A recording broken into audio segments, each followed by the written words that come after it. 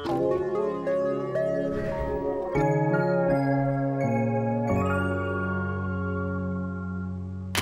folks, it's Jocelyn. Welcome back to my channel.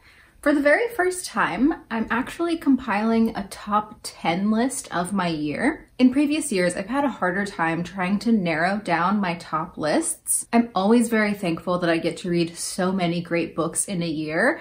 But 2020 was a little bit different for a lot of reasons. I think overall, just the year itself sort of seeped into my reading. And on the whole, it doesn't feel like it was as successful or as bright as it has been in the past. Because of that, or maybe in addition to that, I also gave out fewer 5-star ratings than ever before.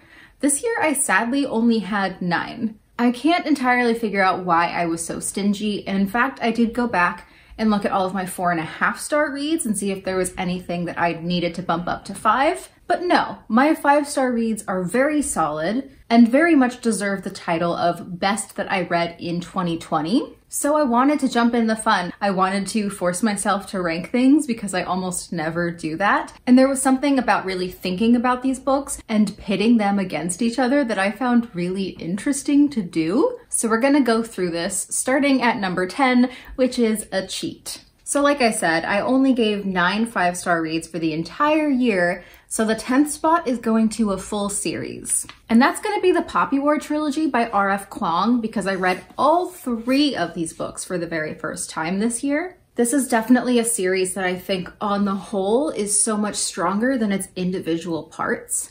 The full journey and the full arc that RF Kuang has throughout the 3 books I think is super impressive. And partially because I read these books kind of back to back, I was thinking about it as a whole, and I was being a little less analytical, I think, on a book-to-book basis. So the entire Poppy War is a grimdark fantasy that takes from actual Chinese historical events. And we start in the very beginning following Rin as she gets accepted into this very prestigious militaristic school. She's an orphan and comes from a town where there are very few opportunities, and so she works her ass off to get into this school and to show that she is worth something. We follow her as she grows up, as she takes her classes, as she's learning, and many years pass throughout the first half of the book.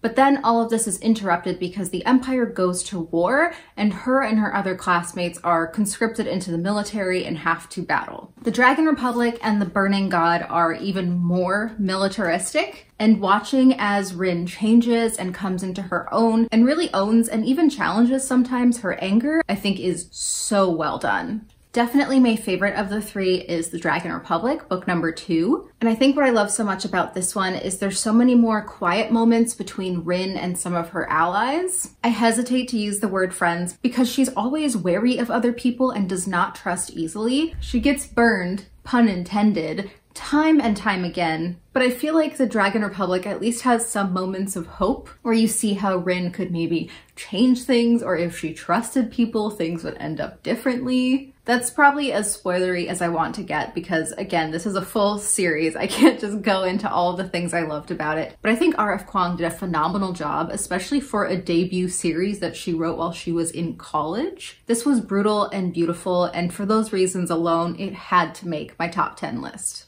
At number 9, I have The Vanishing Half by Bennett. This I read via audiobook, and it is mostly a historical fiction that follows 2 lines of this one family. We start with these twin sisters, Stella and Desiree, and then partway through we are then also following their children. All of the main themes and ideas explored in this book come back to colorism. Stella and Desiree are Black women who are very light-skinned and are also white passing. One of the twins decides to actually live her life as a white woman, and since we get to follow both of them and the way their lives diverge, they're really put in stark contrast between each other and the way that American society on the whole treats people with darker skin and people with lighter skin. This is quite a slow book, so I know it doesn't work for everyone, but especially listening to the audio, I feel like I was really swept up in the narrative. This is definitely slice of life. There aren't any huge plot points or gotcha moments. But that said, there is still plenty of drama in this family. I was super interested in all of the stories, but especially Desiree and her daughter Jude. So much so that by the end, I was just laying on the floor and sobbing. I'm super looking forward to reading more of Brit Bennett's books, and if you want a slower moving historical fiction that deals with some heavy topics, I would say this one is a great candidate.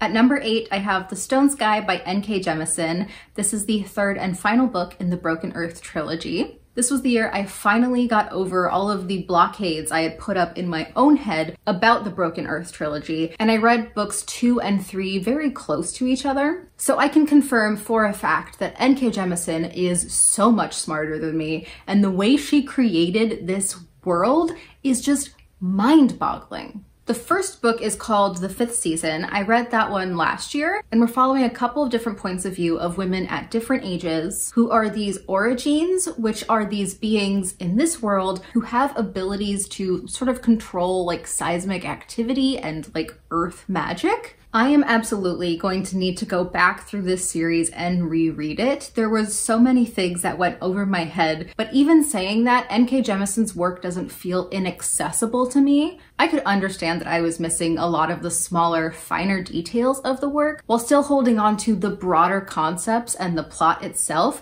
so I could make my way through the books, but absolutely I need to reread this so I can go back and find some of those things that I undoubtedly missed. The best praise I have for this book specifically is that upon finishing it, I wanted to go back and reread the first book immediately. It is not at all surprising that NK Jemisin won so many awards for this whole series, and I'm so glad I finally got to the final 2 so that I can now continue onto her backlist and read more of her works. For number 7, I have another finale, and that is The Empire of Gold by S.A. Chakraborty, which is the third and final installment in the Daevabad trilogy. I love the characters in here so very much. We start the first book in historical Egypt. I think it's probably 19th century, 18th century? I don't fully remember, numbers are escaping me, but it is quite a while ago, and we follow Nari in Cairo, who accidentally calls a deva into her service and then is whisked away to the city of Daevabad. There we then come across our second point of view character, who is Ali, whose father is the ruler of Daevabad, and he is a prince who has many opinions on how to run the city. I was immediately captured with all of the characters in book 1. Chakraborty fleshes them out to an extent that even partway through the first book, I knew that this was going to be an all-time favorite series. As the books progress, some of our characters end up on different sides of conflicts, and even while I don't agree with what's happening, I can understand everyone's side and why people are doing things that they're doing. It makes it for such a very frustrating read in the best way, and I think this third one really feels very cathartic because of that. It wraps perfectly, and I loved the way the Empire of Gold ended. This is another series I am for sure going to be rereading. I find it so very comforting. I love the desert fantasy aesthetic so much, and these stupid characters are just so good. They are some of my favorites, and I cannot wait for S.A. Chakraborty to make me fall in love with more of her characters. At number 6 is another book that made me cry very deeply, and that was You Should See Me in a Crown by Leah Johnson. I also listened to this one on audiobook, though this one only took me a day. I just blew through it. This is set in senior year of high school, where Liz Leidy decides to run for prom queen in hopes that she can win the scholarship. She has big dreams for college and needs that money, but along the way, one of her competitors catches her eye. If I've said it once, I've said it a million times, but this book was just so very warm to me. I loved Liz so much, and I love how overwhelmingly joyful this book is. I haven't read that many YA sapphic contemporaries, but this one I feel like is cream of the crop. Liz is such a fully fleshed out character. She is so empathetic. You're rooting for her the entire time. And all of the very day-to-day elements of this book make it feel such a comfortable, low stakes sort of thing, which was absolutely what I needed at the time that I read this. The cover is also fantastic, and Leah Johnson has another book coming out in 2021. I can't wait to see more from her, and I cannot wait for more young sapphic girls to see such happy representation. This was one of the easier 5 stars I gave of the year. And now we're cracking the top 5, and this is where I really had to start splitting hairs. My number 5 for this year is The Girl and the Ghost by Hanna Alkaf. This was such an exceptionally emotional middle grade read for me. We follow a young girl named Soraya and also a ghost that she inherits that she decides to call Pink. This is the kind of speculative fiction that I really love best. Friendship and family are at the center. Soraya is trying to figure out why her mom is the way she is, why she never knew about her grandma, and the relationship between these two, between the girl and her ghost, is just everything I have ever wanted. This is also set in Malaysia and written by a Malaysian author, and the writing is just absolutely phenomenal. I was a couple pages into the prologue before I was softly like, oh no, because it immediately started pulling on my heartstrings and I was getting teary-eyed basically from the very beginning. This is definitely one of the more difficult ones to summarize because it is so much more emotional to me than it is a logical reading experience. So if that's something you're looking for and you love middle grade speculative fiction, this is it. Please pick it up. This is absolutely one of the best books I've read this year. My number 4 is The Ballad of Black Tom by Victor LaValle, the second book that I have read from this author. And this is a horror novella that I thought was just stunningly well done. I read a bunch of horror this year, but this one was easily the best. I was scared, I was excited, I cried. I really went through the entire emotional spectrum reading this book, which I think is so much more impressive considering its length. This is specifically Victor LaValle playing with a Lovecraft story. I think it's something about Red Hook, and it is set in, obviously, New York City in the 1920s, and we follow Charles Tommy Tester, who's a black man who travels with a guitar case and then sort of accidentally finds himself wrapped up in a conspiracy and this occult book, and things really go south for him very quickly. I don't want to give anything else away because it's so short, it would be such a disservice to do that. But Victor LaValle continues to impress me, and I am so happy that I found yet another horror story that I just love with my entire heart. And then top 3. This was so hard to get here, but my third choice absolutely had to be the best nonfiction and the only nonfiction book I rated 5 stars this year, and that is The Undocumented Americans by Karla Cornejo Villavicencio. Karla writes with so much care and compassion in here. From page 1, I was on her side and ready and waiting for her to take me into these lives of these other undocumented immigrants. Karla was on DACA and was also apparently one of the first undocumented immigrants to graduate from Harvard. But I love that even in the very beginning, when she's introducing what the story is and what it's about, that she makes the point again and again that immigrants should not have to be exceptional to be accepted.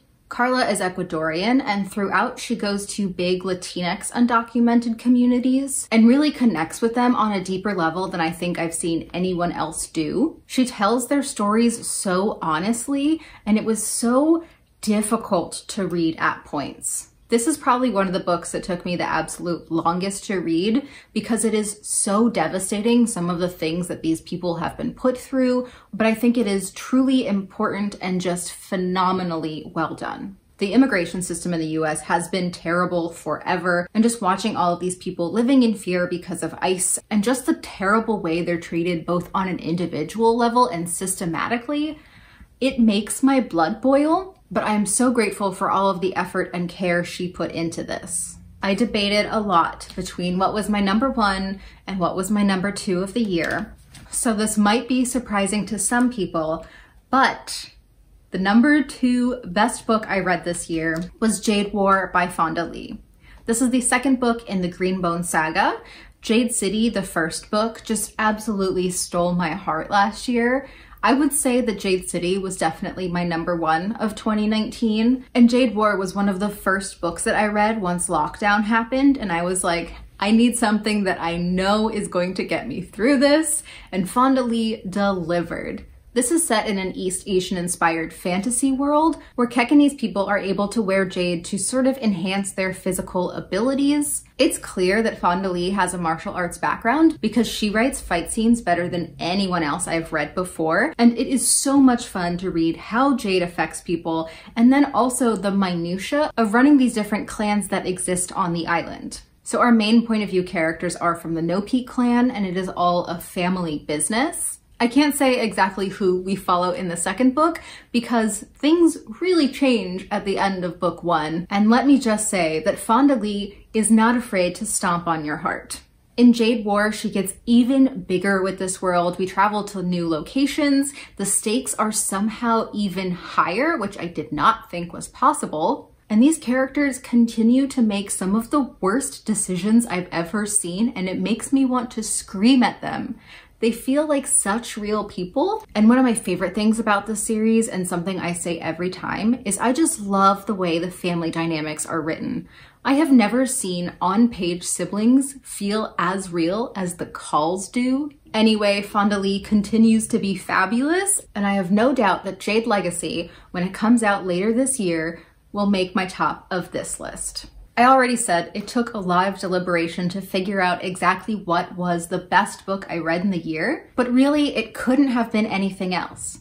The best book, my favorite book of 2020, was Salt and Gabi Fix the Universe by Carlos Hernandez. This is the end to a middle grade sci-fi duology. The first book came out last year, and it was Carlos's first middle grade book and also first novel. At the start, we are following Salvidon, who is getting started at a new high school, and he's just such a goofy, wonderful kid. I think he starts 7th grade in the beginning, and we're watching him make friends and do all these magic tricks because he loves being a magician. He has such a supportive family. His dad is in some sort of like science-y, techie thing, and his American stepmom is one of the most supportive stepmoms I have ever read. She was a high school principal, and the way she loves her students is also just great. And the thing about this series that makes it impossible to just talk about the plot is that Carlos Hernandez has created a world where there is so much kindness and forgiveness and empathy and love. It is just overflowing. This book had me emotional at the most mundane things. Difficult and sad things still happen to these young children, and yet somehow he has created characters that Sal and his friend Gabi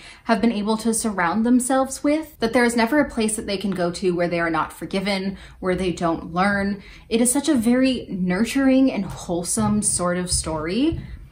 I can't even talk about this book without getting goosebumps. This is the opposite of grimdark. This is a story that really says, what if we could all love each other? What if we could all let each other grow? What if we could all be hopeful and work together and be kind to one another? Without ever blaming people for getting angry or for being mean or whatever it is. There's so much empathy. I have never read anything like it. And even though I loved the first book, the second book is such a home run. This really solidified that I need to read every single thing Carlos Hernandez writes. I love the energy he has as a person, and I love the way he brings that to his writing. Even if you aren't a person who likes middle grade sci-fi, I have to recommend this book to you. This book is for everyone. And there we are. I'm missing some books. I don't own all of them physically, and I'm not sure I'm going to buy all of them, but I would still recommend that they all be read. I hope you all had a fantastic 2020 reading year, and I hope 2021 is even better. I would love if you would comment down below with some of your top reads of the year and any specific recommendations you might have for me. But otherwise, that is going to be it for me, so thank you all so much for watching, and I'll be back with another video shortly. Bye!